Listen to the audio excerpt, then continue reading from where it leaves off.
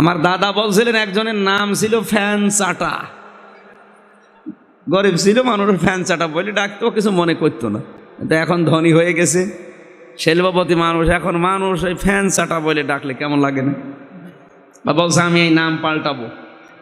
এলাকার লোকজনকে দাওয়াত দিয়ে, চেয়ারম্যানকে দাওয়াত দিয়ে গরু জবাই করে মানুষকে খাওয়াচ্ছে যে আজকে আমার নামের পরিবর্তন হবে।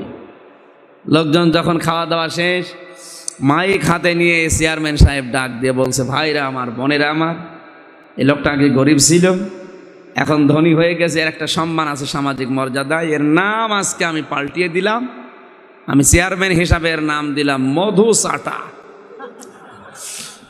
লোকটা বলছে, ভাইরা আমার গরু ছাগলও গেল, লোকজনও খেইল, আমার নামেরও পরিবর্তন হইল, কিন্তু নাম থেকে ওই চাটা আটা আর গেল। আগে ছিলাম ফ্যান চাটা, এখন হলাম মধু চাটা।